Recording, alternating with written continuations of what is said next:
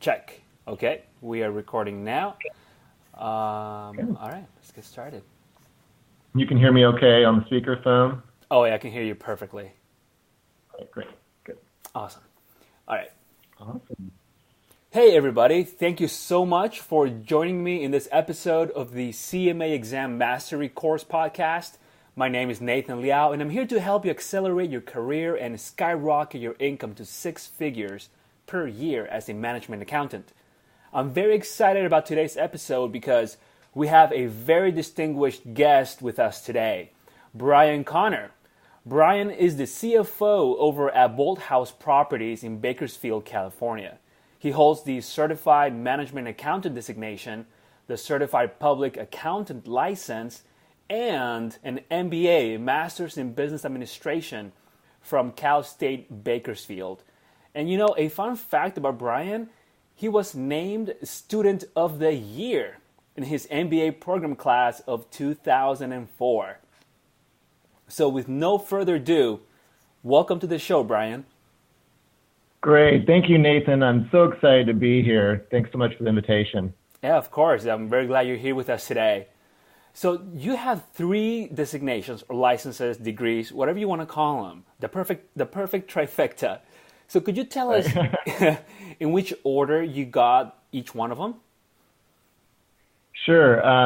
So I started with the CMA, and I was actually studying for the CMA and CSM together. Okay. So the CSM was the Certified Financial Manager certification. It was also overseen by the IMA, and then they discontinued it a few years ago. So I was studying for both. You could get both designations by, if you pass the CMA, you just needed one more part to pass. Oh, okay. To get the CSM. Yeah. So that was in 1997 and 1998. And so that was about 3 years after I graduated. So it took about 3 years from going from I never want to study again, I never want to be in school again, to like, you know what, maybe I should get something. and then coincidentally, or maybe not, about 3 years later, I started the MBA program, 2001, and then graduated in 2004. And then there was a period of about 8 years there before I took the CPA. Oh, okay. All right. Very good. So you went from the CMA first to the MBA, and lastly, the CPA license. Yeah, that's correct. Okay. And so you took your CMA 3 years after college? Is that correct? Correct. Okay. Right. Okay. Yeah. So at the time, why did you choose the CMA? So, I did some research to see, what certifications were out there because I really felt the need. I was working in private industry in an accounting department, starting off with in payroll. It was about a 2,500 employee payroll weekly. Whoa. And so I did that for about a year and a half, and then I started getting out to the accounting department, and I was covering for accounts payable, accounts receivable, those kind of basic areas. And I really, after doing the research, the CMA definitely stood out as the most widely recognized, most highly respected designation in the private industry field. No doubt about that. I see. Yeah. And so, at the time, it was more for like personal development and being able to hone my professional skills. Certainly, the back of the mind was, increase in income. Of course, definitely. But really definitely just trying to figure out, I'm at a great place. I was actually at Bolthouse Farms, which was owned by the same family that owns Bolthouse Properties. Campbell I see. Now, yeah. And so, the CMA definitely stood out. It was 4 parts at the time, and so I remember. Yeah. So, and I knew I couldn't get the CPA, with the experience requirement, but it didn't really seem to fit nearly as well as what I was doing day in, day out as a CMA. Was there an unexpected upside to earning your CMA designation? Yeah, there was. At the time, there was a local chapter here in Bakersfield, and so I started getting involved with that. I had a little bit of experience with them through college because I was a student member, and went to like a couple student nights, and everyone seemed very supportive. And so when I started getting involved with them again as a member, as a regular professional member, I was really kind of blown away of just really how helpful they were. Very friendly, very nice. They covered kind of a lot of different industries, so it was kind of interesting to see kind of what was going on in each of them. But they were very willing to help me out. Any questions I had, or they that's great. Organize lunches, and yeah. So that was kind of I was thinking more kind of the technical learning end, but then there was a soft side networking aspect to it as well. Mm-hmm. Okay, so then you went for the CMA because it was the right fit for you at the time, and what you wanted to do in private accounting. But then, right. I think you're an overachiever, right? Then you were like, you know what? I'm going to go for the MBA next. Why did you decide to go for the MBA? Here is my thought I think honestly, Nathan, I was thinking this in high school. Certainly in college, I really wanted to focus on, it was kind of like three legs of a stool. I really wanted to focus on that. There was the technical expertise of the accounting side, and that's the core skill, getting that down firm through experience, education, certifications. But then I also wanted to have a strong general business skill set. And then kind of that third leg was really the technical skill set, dealing with systems and software and process improvement and the like. So I really felt the MBA would kind of complement that business acumen leg of the stool. And just kind of, there's something that I'm sure I went over in the bachelor's degree that was really kind of hammered home with me through the MBA program. I think it was talked about a little more in depth. There were some case studies. I could see, I had a few years of work experience at that point. I think I had 7. So I was able to kind of readily apply what I was learning and take it, back to work and be able to apply it right away. And so, yeah, it kind of helped reaffirm some concepts. And then just, I really felt like, that I always thought, as accountants, we are really internal consultants. We have the rare opportunity to see a bird's eye view of the company, which really no other position except maybe the CEO has the ability to do that. Marketing and other areas aren't able to see that. So that MBA really kind of helped me hammer home, what marketing looks at, the marketing speak, and other areas as well. So yeah, that was kind of my thought. Oh man, that's great. So I'm sure it also helped you in operations, right? How to assist probably operations and the managers in those divisions as well with the MBA knowledge. Right. I had a coworker of mine. He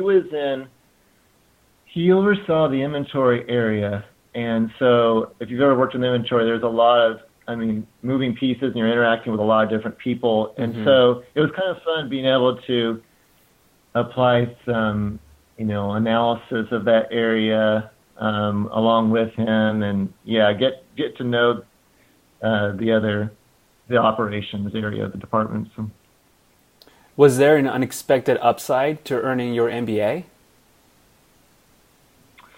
That's a good question. I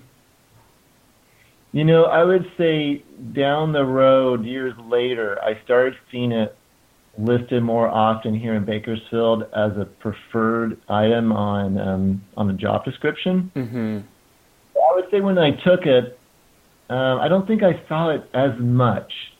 But then later on, I started seeing more MBA preferred, along with usually a professional certification, either the CPA or CMA. Gotcha. And so that was kind of a nice bonus. Absolutely. That makes it more competitive in the market now that you have one. Exactly. For sure. That's So right. then, okay, so the timeline is college, there's a 3-year of just working hard, and then you're like, okay, I'm going for the CMA. How soon after the CMA did you go for your MBA?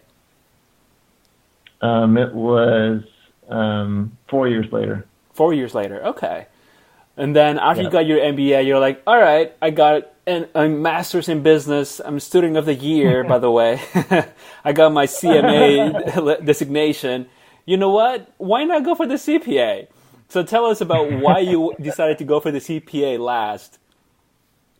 I mean, and my journey is certainly unique. I guess it's probably usually quite opposite of what I've done. But, when I actually bought the exam review in 2009, and I was thinking, the state of California came out with a license type G, which allowed general private industry experience to count as long as you were supervised by a licensed CPA in state of California. So that made it, gave me the option of getting licensed. But it took a few years even after that where I was like, you know what, I really would like to kind of start studying for this. And so I got the review material, and just with family commitments and everything, I honestly didn't touch it until 3 years later. Yeah, I know. And so what happened was really kind of the kick that I needed was in 2012, I was interviewing for a CFO position, and it's for one of the largest Ford dealerships in the world, and they did a lot of other stuff too. And so they had listed CPA required on the job description, and actually one of my friends who went through the MBA program with me, he was one of the VPs there, and so I was talking to him. I was like, hey, I don't have it. If it's a deal breaker, obviously, I need to not even apply. He goes, no, just go ahead and apply. Listing roles. And so they ended up offering me the position with the understanding that I would work toward getting the CPA, and that they would help me. They would pay for it. And so that was really kind of that push that I needed. Because really, I mean, honestly, no one else was really cared if I got the CPA. I mean, it wasn't helping me in my day-to-day. So it was just kind of more of like, I guess, more wanting to understand that side, and then just kind of have that in the arsenal. And so I started the job in May 2012, and I started studying that summer of 2012. And I had the goal of passing all 4 parts the first time by summer 2013, which fortunately I was able to do. My employer gave me a day off a month in order to study, which really helped me. Oh, very nice. And so then I was able to get licensed in late 2013. Okay. So the CPA was more of checking off a box to get the role you wanted at the time. But having the CMA and the MBA is what really is the knowledge that you really use on your day-to-day. Yeah, there's, looking back, I've been in different industries and a lot of different positions. I'll have to tell you, there's no doubt that all the myriad of positions and industries I've been in, that the CMA has the most value in terms of the work I do day in, day out. And employers are starting to finally recognize that here. I mean, Bakersfield is probably 500,000 people, so it's not a San Francisco, Boston, Los Angeles type of size. But, they're starting to realize, I'm like, hey, a lot of the stuff that you like seeing, the quality of work is partly because of the CMA certification. Because, some of that stuff I wouldn't have gotten exposure to.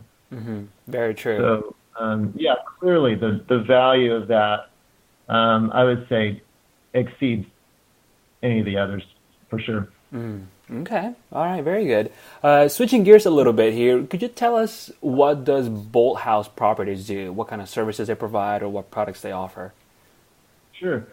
It's pretty unique. It's called a family office.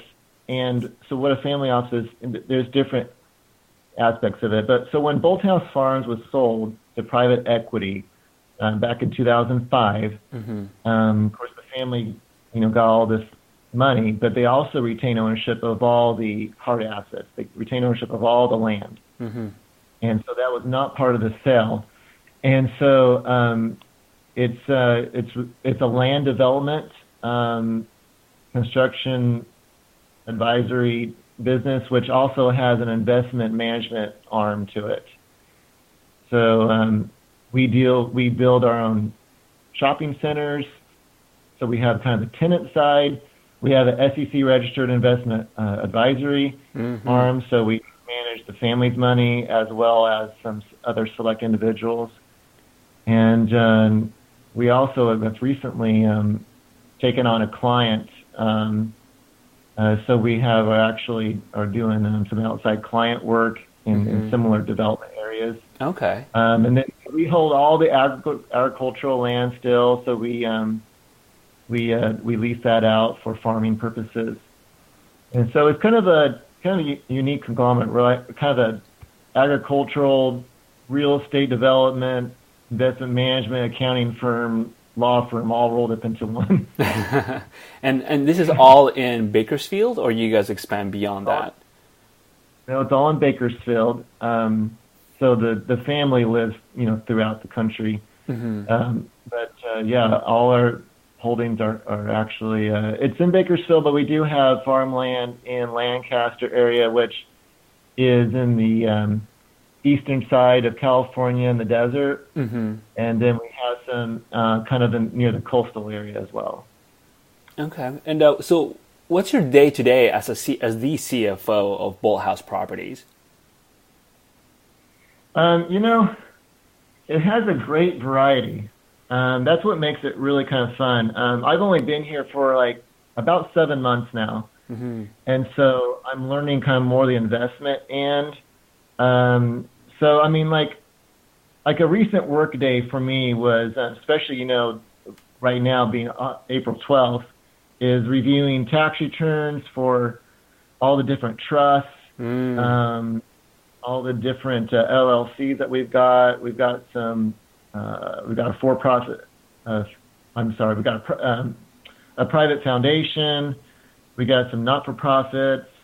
And so kind of, reviewing the audits, reviewing the tax returns for all that, tenant lease contract negotiations and assistance with that, analyzing that. We have a big purchase and sale agreement going on right now with the next phase of residential construction, which is a very large multi-million-dollar deal that we've been working on for several months. So it can kind of switch, from that, kind of more the traditional accounting to financial analysis to negotiation and lease review to kind of your typical budgeting and team meetings. Job interviews. We just interviewed a manager level person just a couple weeks ago. So and then just this morning we had an hour and a half long meeting talking about the annual meeting, which will be held in late May, where me and all the VPs and the president will fly in to out of state, and we'll present to the family how this last year. Very nice. That's an annual event that they have? Annual event, right. And so I'm really, really looking forward to that. I had the privilege of knowing some of the family when I worked at Bolthouse Farms, but I get to know, even more of them. And so the CFO part of the presentation is probably, 60, 70%. And so it'll be fun. Yeah. Fun and challenging. Yeah. So from everything you've said, because it sounds like you wear many hats. I mean, as the CFO, you oversee so much of the organization, from traditional accounting to investments to nonprofit accounting to tax returns. What is your biggest challenge at work as a CFO?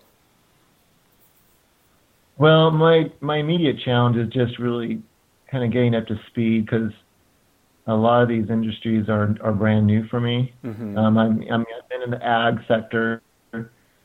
So I'm starting school in a couple of weeks, actually, to get some commercial real estate education. Oh, all right. Your fourth designation. Yeah. You don't stop, man. That's great, though. I'm huge on lifetime learning. I'm huge on it. I agree. And so that's a big challenge. I think, once things get settled, I think my ongoing challenge will be really just kind of staying on top of I guess the local microeconomic trends and staying ahead of that. Mm-hmm. Keeping the family informed. We're going to the next generation of owners who are in their teens and 20s right now. Mm-hmm. So I think preparing for that change and a different way of looking at things, as well as honestly, just I think what a lot of people are facing is succession planning and looking at a lot of the baby boomers are starting to retire, and we're seeing a lot of very critical roles that will be vacated. Yeah, it's a big economic shift. Yes, huge. Mm-hmm. And I saw it at my prior position, and it's one of those things where I haven't personally seen many people talk about it much, but it's this tidal wave coming. And so obviously there's the typical staying on top of the tax laws and accounting standards and developing the team and making sure we're positioned well for being opportunistic with the local market, but also just kind of raising your head and really seeing, hey, what's coming down the pike in the next few years, and we need to really be thinking about it, planning for it, and having that conversation now. Yeah. So the family knows that we're thinking ahead, we're being proactive, and things are going to be okay, and they're in good hands. Definitely. You mentioned that you were interviewing for a managerial position. Was it this morning, you said? Oh, a couple of weeks ago. A couple of weeks ago, I'm sorry. Yes. So what do you look for in a candidate? What's like the main thing you look for when you're in the interview process, looking for someone to join your team? So this position was, it's an assistant vice president of investments. So it's a very specialized position, one that really we don't have anyone within Bakersfield that fits that job profile. And so it's a little bit different. We like trying to find someone that we either know or we know someone that knows. So in this case, it was a little bit different. We had to kind of rely on more of kind of looking at the resume, talking to people who have worked with them. So there's obviously the typical checking off the box. Do they have the degree? Do they have the certification? In this case, we were looking for a CFA, but we ended up hiring someone with a CAIA. But they have tons of years experience. So, experience in the field, all the kind of the typical checking off the boxes. But we're a small office here. We got about 21 employees. Now we have 22. Mm-hmm. And so culture fit is huge. And there's a lot of talk about culture out there, I know. Mm-hmm. But it's true. It definitely is. Yeah, me and another gentleman that was on the interview team, we were talking about it. And I don't know if you've read Patrick Lencioni or any of his books, Five Dysfunctions of a Team or Ideal Team Player. But in his latest book, Ideal Team Player, he talks about hungry, humble, and smart. And we kept going back to that. It's like it just makes so much sense that, and smart not necessarily in terms of, you got to have the investments experience and helpful to have the certification and the degree and all that, but smart more in terms of emotional intelligence, the kind of the EQ side. And so really being able to relate to people. And so in the interview, we were really kind of cognizant of how they would relate to us. Would they get us? Do they understand our values? Do they do the research into the company, before, coming to us? So we flew them in. And so culture fit was huge, kind of getting a sense of that. Are they confident but yet humble? Are they more about the team and the company than themselves? Are they hungry, or are they just kind of like sliding into retirement kind of mode? Just so.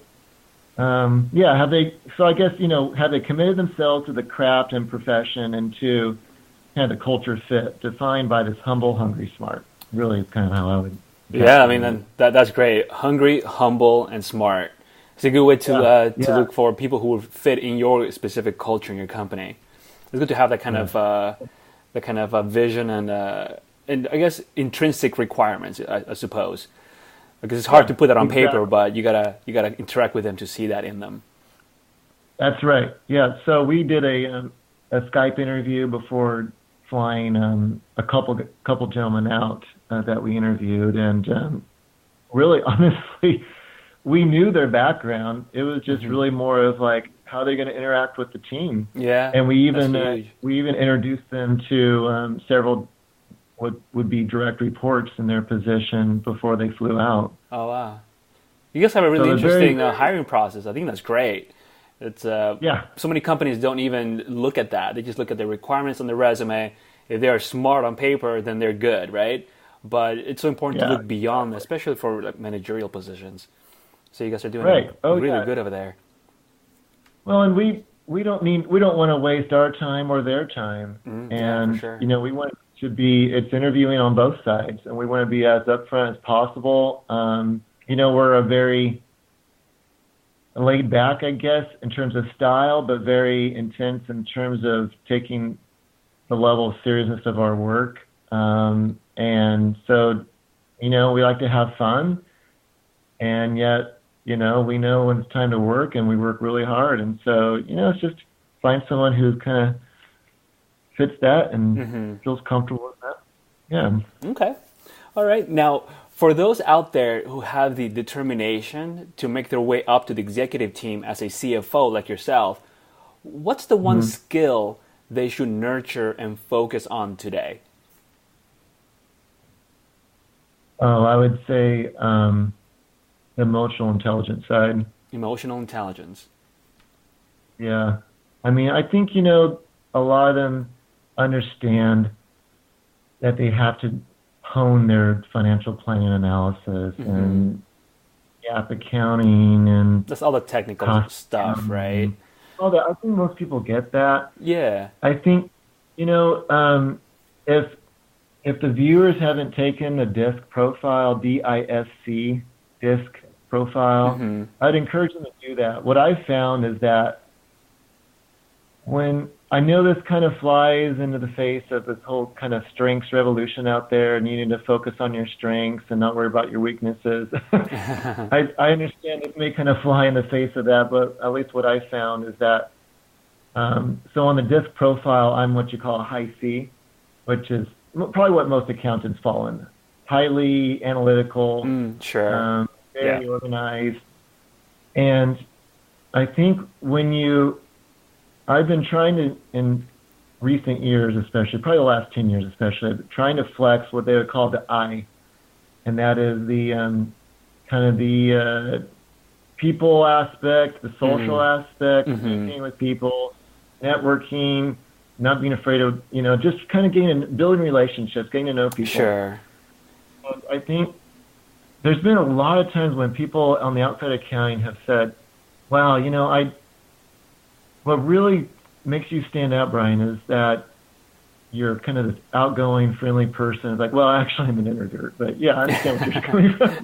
I'm willing to kind of step outside my shell. And I think when you see someone flexing that weak point in their DISC profile, they're not known, accountants aren't known to be typically, not to be generalization, but they're not known to, hey, go mingle with the operations people and communicate with them and learn their language and learn the business and get outside of the cubicle, get to know that side of the business. Sure. It's easy for accountants to get stuck in the cubicle, crunching numbers, analyzing, and just that's what they do all day long. Exactly. And I think like any profession, you get to where you're talking this language and no one else knows what you're saying. And yet, if you really, through the emotional intelligence, start to try to understand, hey, are they getting this? Increase my awareness of myself and how I'm reflecting off on other people. Am I translating the financial to non-financial speak well? Am I listening well? Am I understanding where they're coming from? It helps out with relationship building and negotiations. And so I guess like a close second to that would be kind of this operational partnering, where I guess it kind of goes together, really. It's stepping outside, knowing yourself, knowing others, and even outside of accounting, knowing other aspects of the business. Is there a resource that people could go to learn more about emotional intelligence? Yes, there is actually. There's an author, Travis Bradberry. Travis He's written a Bradberry. couple of books. Travis Bradberry. Okay.